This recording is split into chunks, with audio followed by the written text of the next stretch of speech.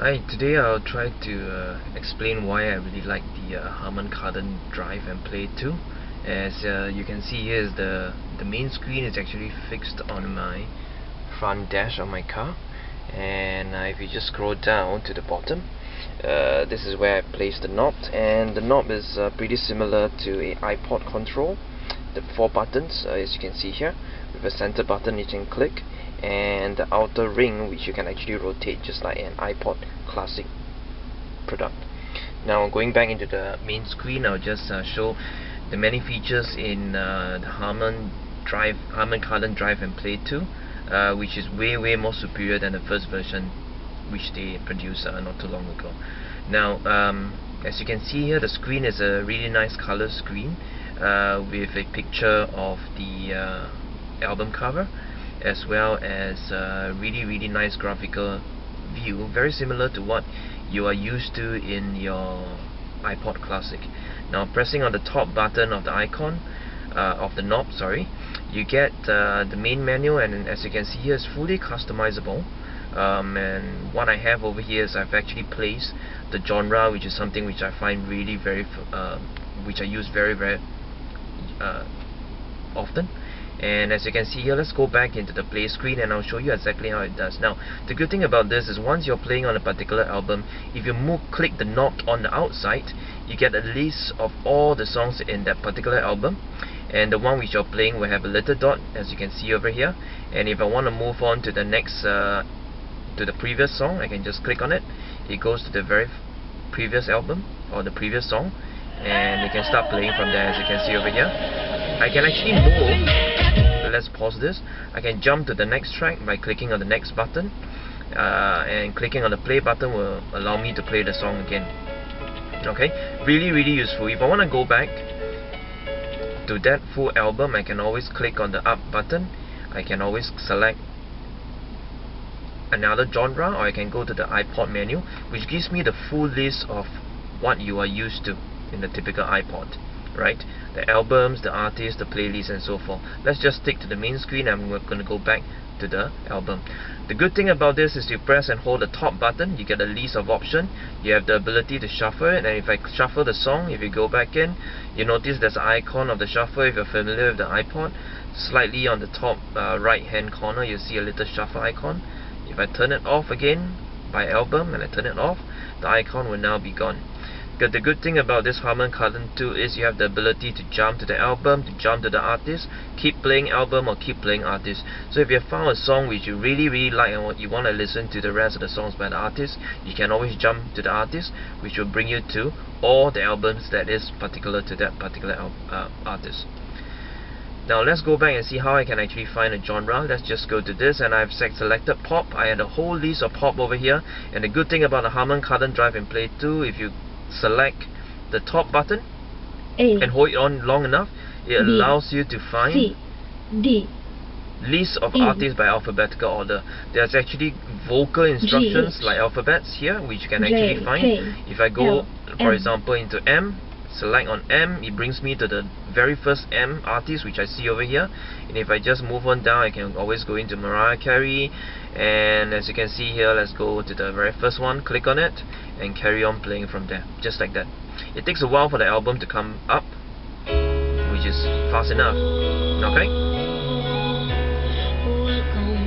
Now, contrary to what most people think, that this product does not support Asian character, it does. But when you stick to the default main menu, which is in English, let me just show you. If I go into a genre and I select, for example, a Chinese pop over here, let's go into let's pick the album which is good. Let's find Asuka. Go into this, and if you notice, if I start playing it, you notice there's a lot of squares there, which is actually supposed to be Chinese character, but in this case it is not. Okay, let me show you how to get the Chinese characters on for this. Let's go back to the main screen, to the main setting. I'm going to change the Harman Kardon system setting by changing the language, as you can see over here. I'm going to move on to somewhere around here, which is Chinese character. I'm going to turn this on. Now what this does is it changes the whole entire interface to Mandarin. But the good thing about this is if I go back to the song, you notice that there's no more blank squares in there. It is now in Chinese character. The good thing about this is the moment you turn your default language into an Asian character, it has turned on the full-fledged on Asian character. What it means is you will be able to see Korean characters, Japanese characters. I'm going to move into a Korean album here then. Just going on down to let me see here, I have Korean pop, and I'm going to go into for example this particular artist called Yonha. I'm going to go into this, and as you can see here, it is now shown in Korean character. Really cool, very useful. Okay, sad thing about this is I'm really bad with Mandarin, and if I go back to the menu character, I'll literally be lost because the whole entire interface is now in Chinese. I'm going to move this back into the language. I'm going to move this back in to the English character. Let me see, I'm struggling a bit over here. Go back into English, and there you have it. Everything is back in English, right? Now, what I particularly like about this product is when, or rather this device, is when you actually go in and you select a shuffle and you go into songs and you shuffle it. The good thing is when you're actually playing this, okay, I'm going to pause this for a while. If you go back into the main menu, you notice here in this list here, okay, once you shuffle it, it will actually be displayed in the shuffled format, okay, which is really good. Not a good example. Let me go back to something which is better. I'm going to go into this artist as well, but I'm just going to go to this album which has more tracks in there. Now once I go in, this is the first track. If I just move the knob on the outside, you'll notice that the next track, I'm going to pause this, the next track is actually shuffled, and what you see over here, the list of all the tracks, are all the shuffled track. So this is something which is really cool.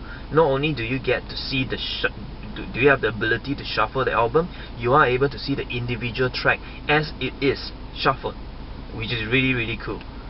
Way better than what I get on my iPhone. Now I'm going to go back and have a look at the iPod menu, which is really good. You can always search by album as well. The sad thing about this is that it doesn't have album view. It doesn't allow you to stream video from your iPod, classic video. But about all in all, I really do think this is a really good product, and it definitely allows me to integrate my iPod together with my main system, which is unchanged, as you can see over here. The main system is still there. My iPod is being placed in my glove compartment, as you can see over here. Inside my glove compartment, connected to my Harman Kardon, and my main display is over here, right? Fully connected to my DSP, which is at the top here. Okay, my Pioneer DSP at the top here, and as you can see here, my main original OEM head unit is actually turned off, but I'm still able to listen to all my songs.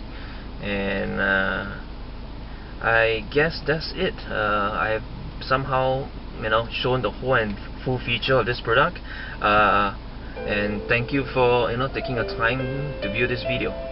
Cheers.